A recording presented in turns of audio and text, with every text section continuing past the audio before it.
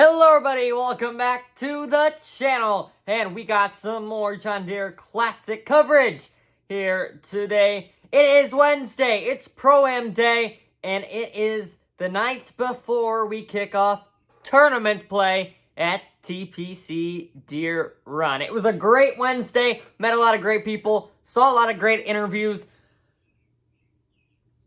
Awesome day all around. We get to do it again on Thursday, and then working a lot of time Friday, Saturday, Sunday at the course around my baseball schedule as well. So, what did I learn today? Well, I learned a lot of interesting stories from a lot of players at their press conferences. I learned a lot of the approaches to their game and the strategy going into this week, and that's what this video is all about. How are some of the biggest names? Because we know about all these big names. I've been covering them for months. The big names that are coming to this year's John Deere Classic. And today, I got some intel on what their approaches are coming into the week. Now, first, let's start with the Swedish youngster, Ludvig Aberg. Just his fourth PGA tournament, and he's already made a big name for himself. Now, he spoke to the press yesterday, but I was able to get a clipping from his press interview on Tuesday, the 4th of July. And really what he mentioned coming in is that he knows it's going to take a lot of birdies. And we've seen this. We've seen guys go 20, 25 under to win the John Deere Classic in the past. And he just put it frank. I think it's going to take a lot of birdies. It's going to be low scores if the weather's going to hold up, which it looks like it will throughout the rest of the week.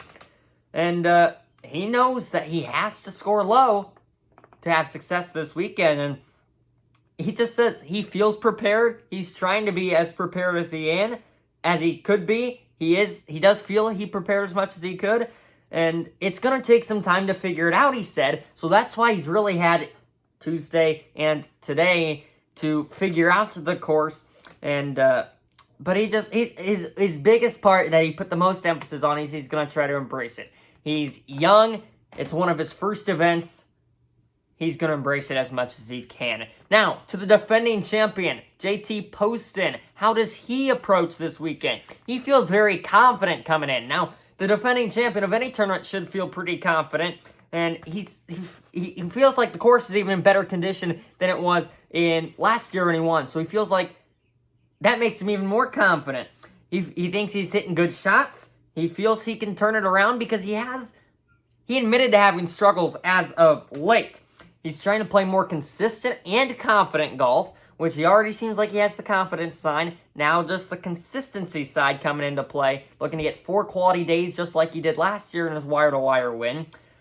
Now one thing that he really talked about quite a bit, and these were questions that got thrown at him quite a bit.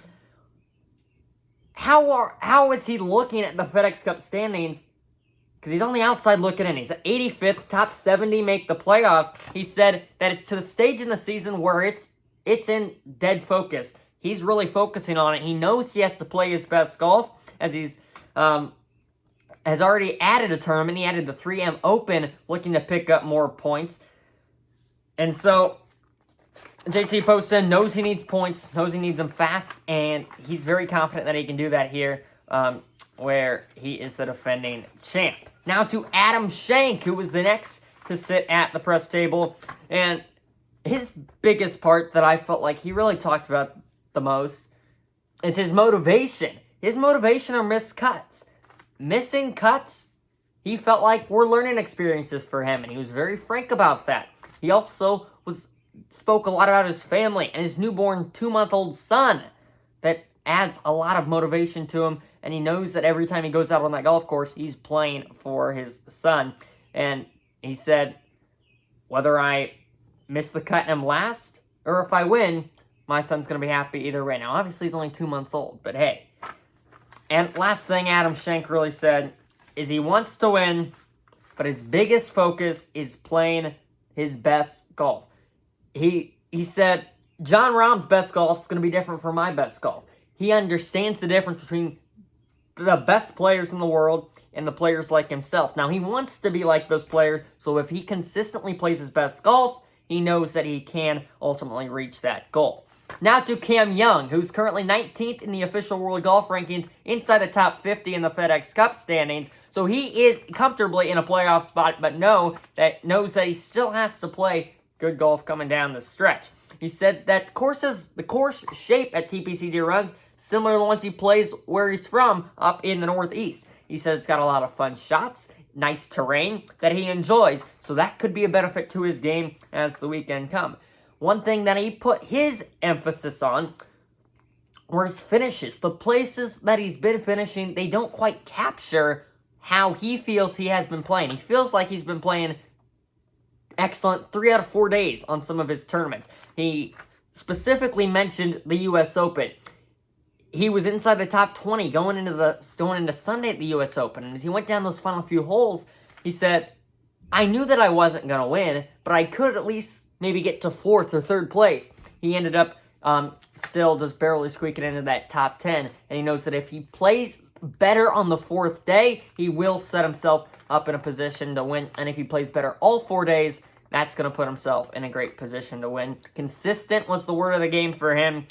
He feels like he's improving. He feels like he's getting better every day, and he looks to pick up some more FedEx Cup points coming into the John Deere Classic. And he's off next week before heading to the British Open, so this is a huge week for him, as he really likes to have those off weeks before going into the majors.